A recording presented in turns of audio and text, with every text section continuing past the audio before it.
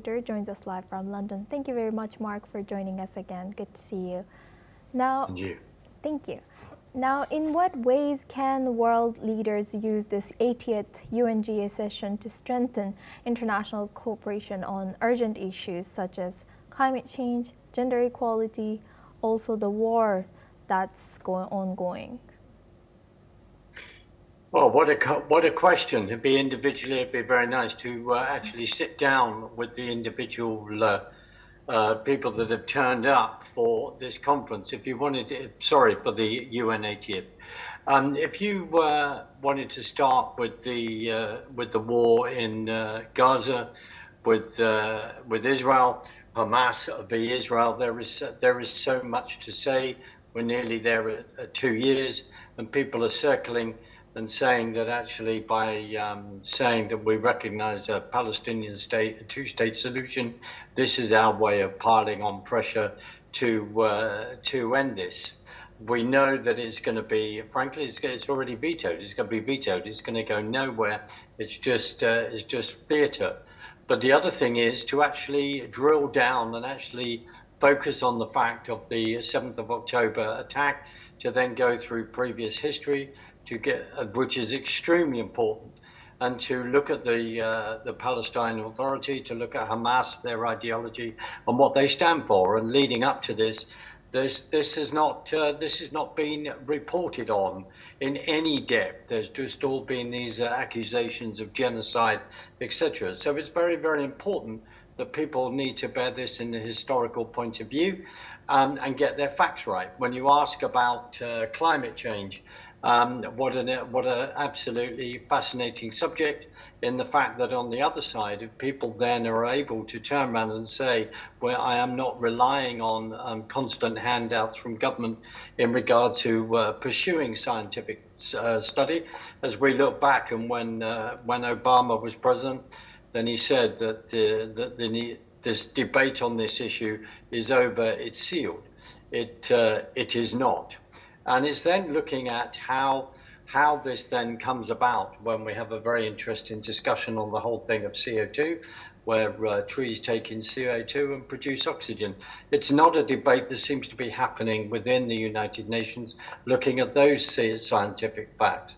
When we look at gender equality, if you are looking at various parts of the world that seems to then not value women, that actually does not give them full human rights, because of culture, because of ideology, then that is a very, very important subject to then discuss, and profoundly important.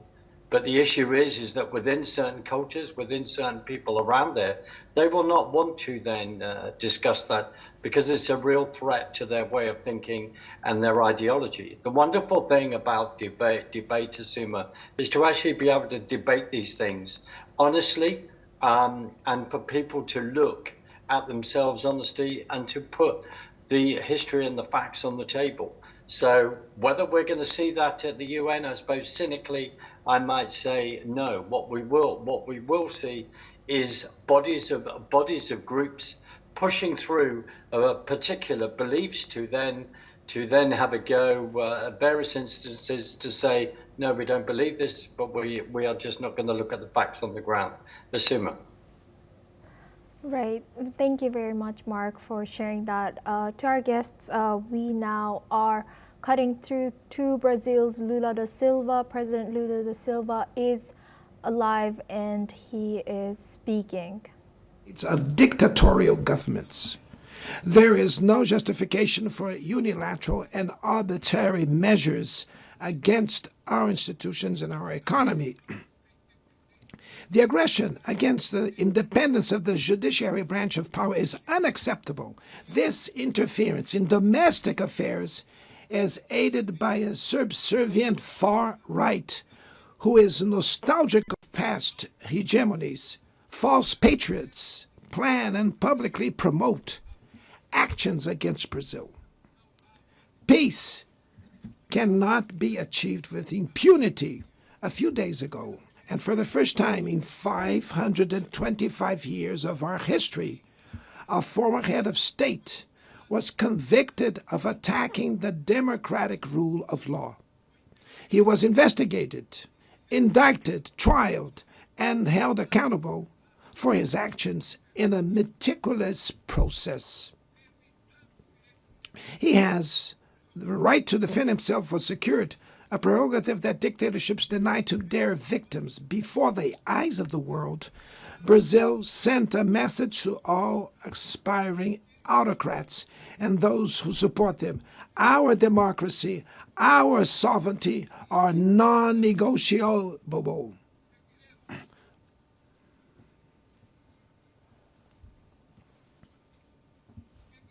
We will continue as an independent nation and as a people free from any type of guardianship. Sound democracies go beyond the electoral ritual. Its strength presupposes the reduction of inequalities, the guarantee of the most basic rights: food, safety, work, housing, education, and health. Democracy fails when women earn less than men or die at the hands of partners and family members. It loses when it closes its doors and blames migrants for the world's ills. Poverty is as much an enemy of democracy as extremism. Therefore, we were proud to receive confirmation from FAO that Brazil has once again left the hunger map in this year, 2025. But in the world, there are still 670 million hungry people, and about 2.3 billion face food insecurity. The only war of which everyone can emerge victorious is the one we wage against hunger and poverty. This is the goal of the global alliance we launched at the G20 and which has the support of 103 countries. The international community needs to revise its priorities, reduce arms spending, and increase development aid. Relieve the service of the foreign debt of the poorest countries, above all African nations, and set minimum global tax standards so that the super rich pay more taxes than workers. Democracy is also measured by the ability to protect families and the childhood. Digital platforms offer possibilities for us to come together in ways we never imagined. But they have been used for sowing intolerance, misogyny, xenophobia, and misinformation. The internet cannot be a land of lawlessness. It's up to governments to protect the most vulnerable. Regulating does not mean restraining freedom of expression. It's about ensuring that what is already illegal in the real world is treated the way in the virtual environment. Attacks on regulation serve to cover up hidden interests and provide shelter for crimes such as fraud, human trafficking, pedophilia, and attacks against democracy. The Brazilian parliament was right to rush to address this issue. Last week, I proudly enacted one of the world's most advanced laws for the protection of children and adolescents in the digital environment. Also, we sent draft bills to the National Congress to foster competition in digital markets and to encourage the installation of sustainable data centers.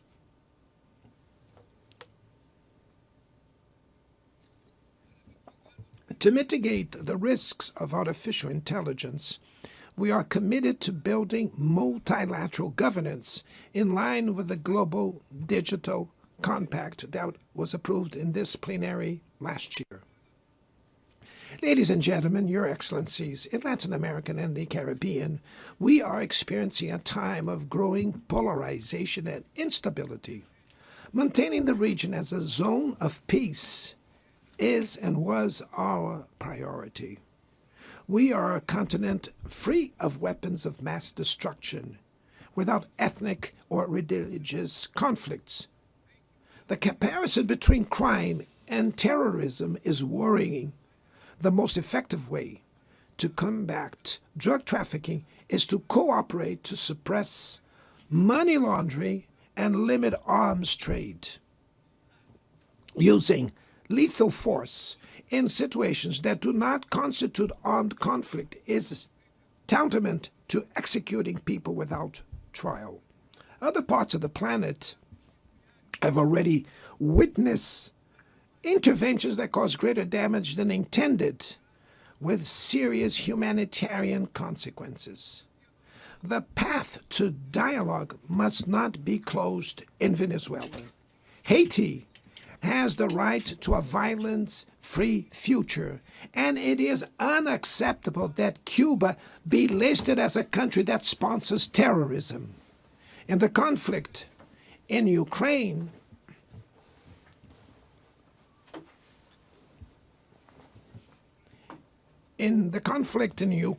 we all already know that there will be no military solution.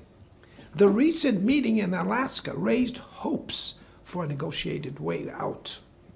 It's necessary to pave the way for a realistic solution.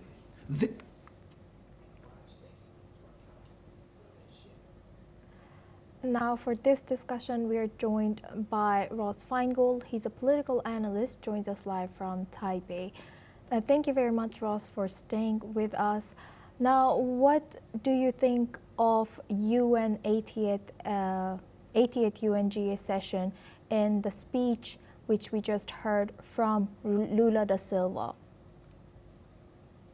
Of course, he's going to stand up for his own country, given the criticisms that have come from the United States, so that's not a surprise.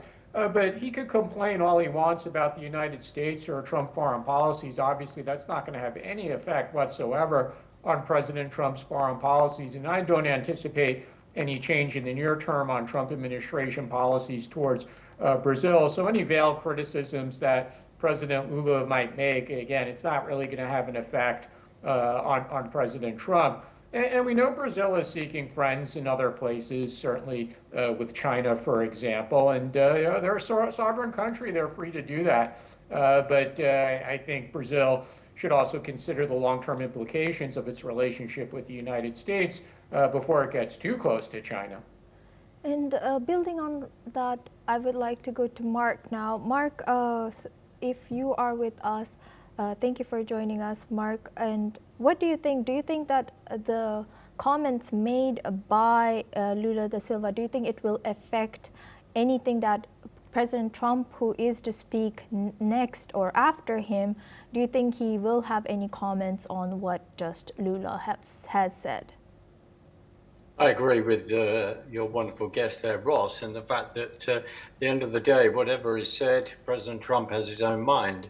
And of course, his administration has their own foreign policy. We have to then, I always find this really interesting when you look at people's backgrounds, and I do, and you look at someone like Lula, and you go back to the Petrobras scandal, you go back to other accusations of scandal, you go back to being taken to court over these issues and others.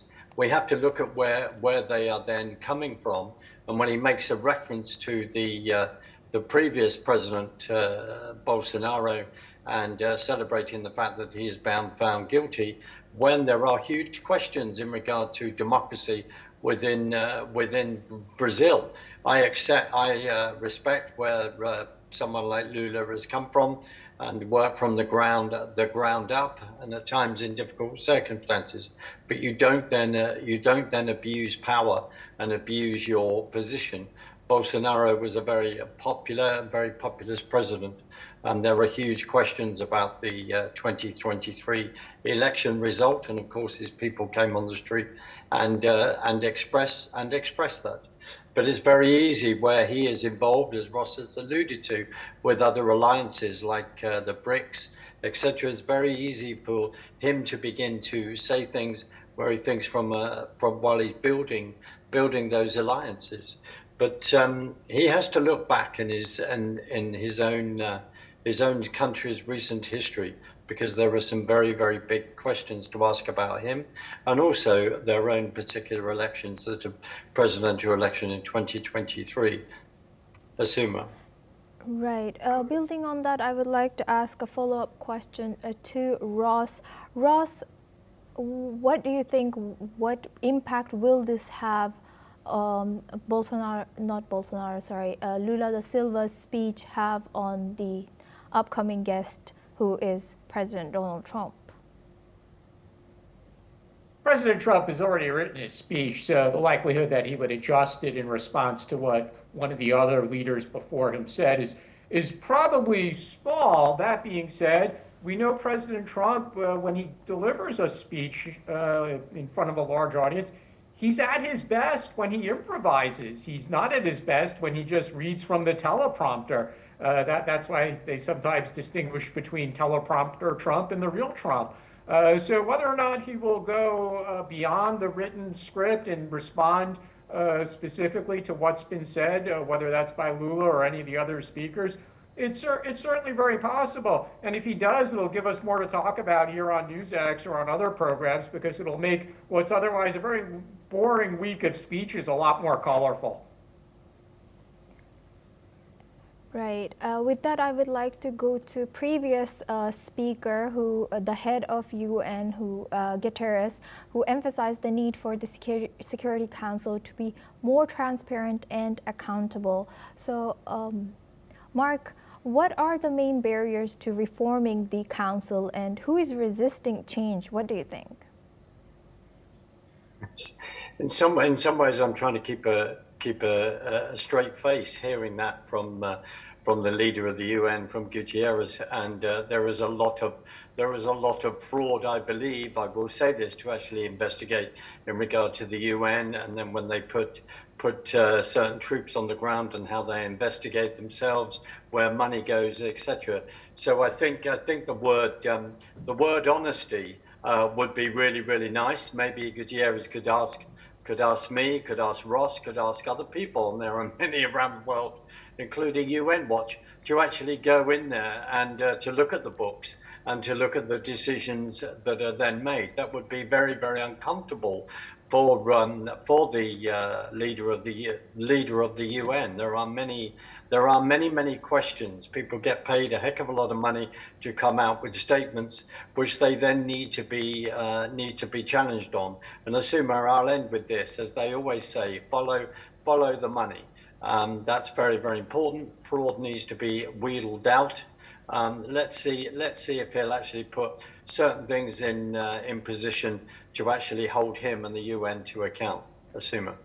With that, I would like to go to Ross. Ross, what do you think about the legitimacy of UN? Like Mark questions where money goes, we should look at it, and Guterres has also emphasized the need for Security Council to be more transparent and accountable. So what do you think are the main barriers to reforming the Council?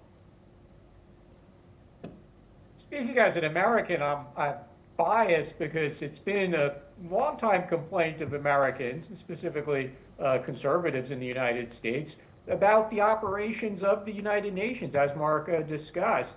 This is not a recent complaint from Americans. It's a many decades-long complaint about bloat and bureaucracy and corruption throughout United Nations organizations, not just at headquarters, but around the world, including in their peacekeeping operations or aid or humanitarian aid programs worldwide.